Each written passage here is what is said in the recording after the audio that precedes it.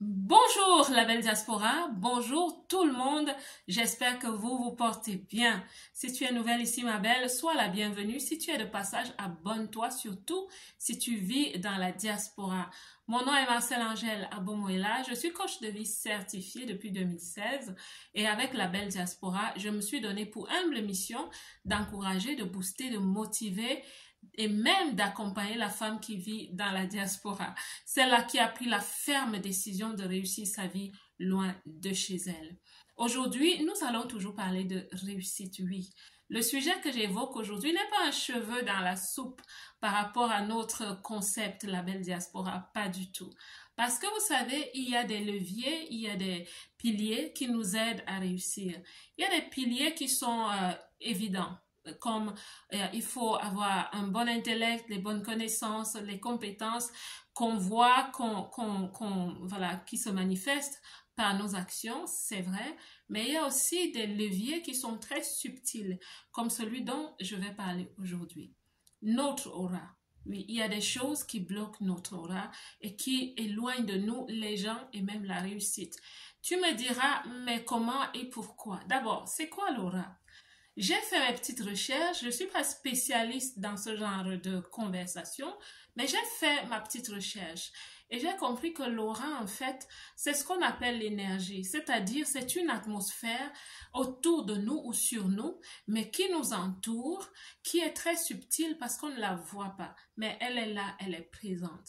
Et il est possible que cette aura soit sale, oui, à cause de plusieurs raisons, et qu'elle ne nous serve pas. Mais quand elle est lumineuse, selon ce que j'ai lu, elle peut vraiment illuminer les autres et attirer les gens et les bonnes opportunités vers nous. Vous comprenez? Donc, c'est lié à la réussite.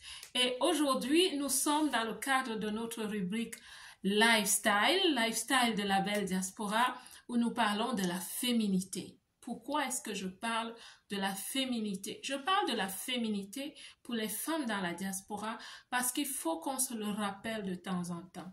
Vous savez, nous sommes dans un rythme de vie où franchement, il faut se battre, il faut être en alerte. Il y a des femmes qui ont 2, 3 boulots, il y a des femmes qui, franchement, c'est pas évident tout le temps. Donc, c'est pas qu'elles se négligent, mais c'est qu'il y a des priorités.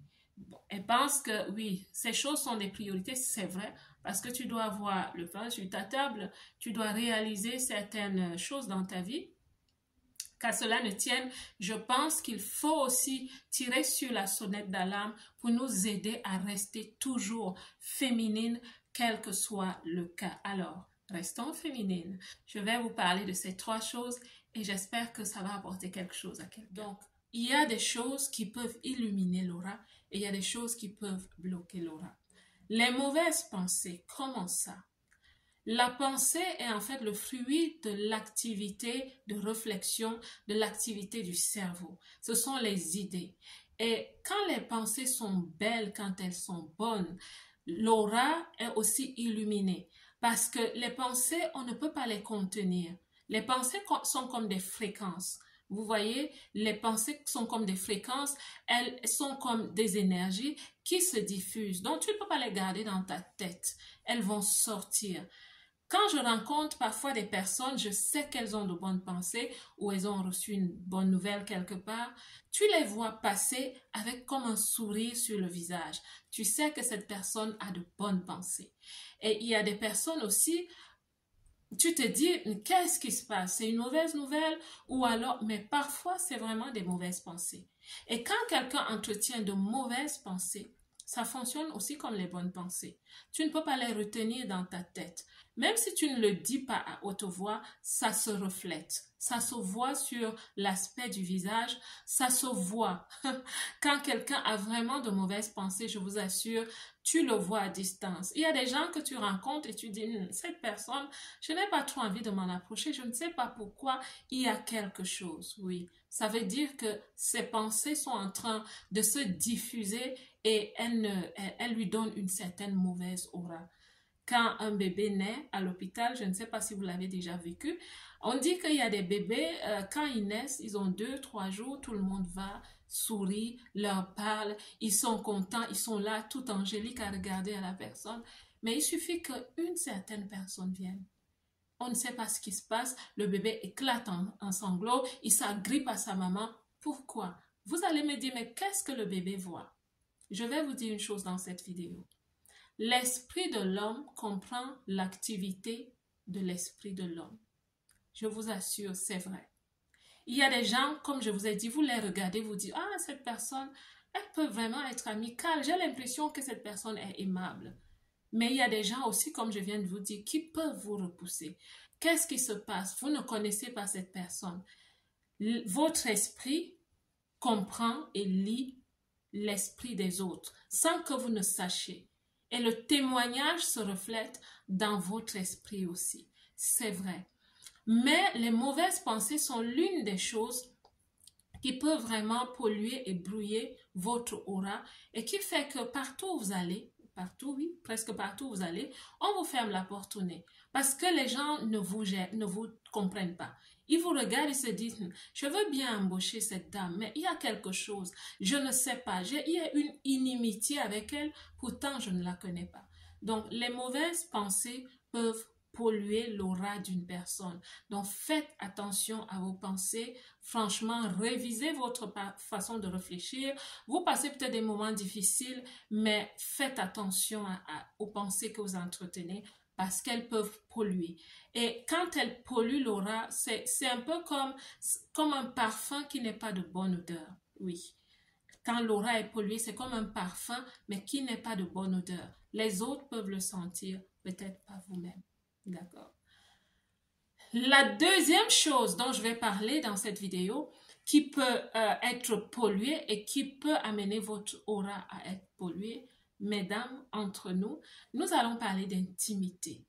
Oui, nous allons parler d'intimité. L'intimité d'une femme est très sensible. Elle est très précieuse. Et quand je parle d'intimité, je parle d'abord de la femme elle-même, son corps, vous voyez ce que je veux dire? Donc, l'intimité d'une femme est très précieuse. Elle est très précieuse et elle peut être capricieuse. Elle peut être capricieuse. Donc, mes belles, faites attention. Faites attention. Il y a justement, je reviens aux femmes qui sont dans la diaspora, métro, boulot, dodo, métro, boulot, dodo. Elles se lavent peut-être même tous les jours, mais à un moment donné, il faut purifier. Il faut se purifier parce que tu vas te dire, oh mais je mets le parfum, je sens bon, mais encore je vais te dire, il y a des choses qui viennent de notre corps, qui se diffusent et qui sont dans notre aura. Elles se diffusent dans notre corps et elles s'agrippent dans notre aura. Et quand ton aura commence à se polluer, à partir de cet endroit-là, ma belle, c'est très dangereux, ce n'est pas bien. Je ne suis pas un coach de relation, mais je t'assure, parfois, il y a des femmes qui disent, mais mon mari, je ne comprends pas. Il me gère pas ces jours-ci. Fais attention, tu ne sais pas ce qui se passe. Donc, il faut se purifier, franchement, profondément se purifier parce que tout ce qui se dégage de toi, qui n'est pas purifié, qui n'est pas lavé. Je bégaye parce que je cherche mes mots. Vous comprenez, je suis coach en développement personnel, je ne souhaite pas, mais je souhaitais parler de ce détail. On ne parle pas souvent de ce genre de choses, mais je me rends vulnérable, j'en parle parce que je sais que je peux aider une sœur. Il faut se purifier. Et quelqu'un va me dire, comment est-ce que je me purifie? Bon, là, je vais te dire, tu vas voir ta grand-mère, dans toutes les cultures, il y a des astuces, il y a des façons de le faire, d'accord? Et je souhaite aussi parler maintenant aux femmes, à certaines femmes, sans jugement. Il y a des femmes qui, pour des raisons qu'elles ont elles-mêmes, il y a des femmes qui entretiennent parfois des relations avec plusieurs personnes. La Bible dit que quand tu as une intimité avec un homme, tu deviens un avec cette personne. Et quand une femme a de l'intimité, des relations intimes avec plusieurs hommes, ma belle, tu deviens un avec tous ces hommes. Et il y a quelque chose avec l'aura, que ça se partage, ça se mélange. C'est pour ça que tu deviens un avec cette personne. Vous devenez un à ce niveau-là. Donc, tout ce que cette personne porte en elle, dans son aura, si cette personne ne sait pas qu'il faut purifier son aura, cette personne va te contaminer. Et imagine qu'il y ait 2, 3, 4, 5 personnes qui te contaminent avec leurs auras différentes. Qu'est-ce que tu deviens, ma belle? Qu'est-ce que tu deviens? Donc, tu dois absolument être une femme qui se purifie, qui purifie son aura. Je ne t'encourage pas à faire ce que tu... Enfin, je ne sais, je suis sûre qu'il n'y en a pas une qui le fait, mais passez le message, dites-leur qu'il faut vraiment se purifier.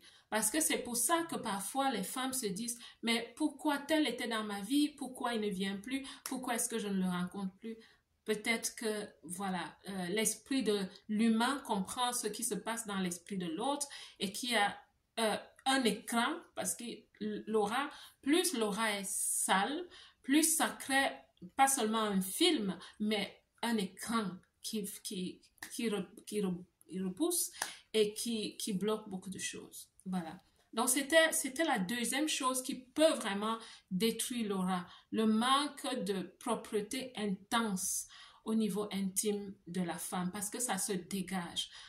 En l'intérieur, ça se dégage et ça se plaque au niveau de ton aura et ça bouche ton aura. Voilà.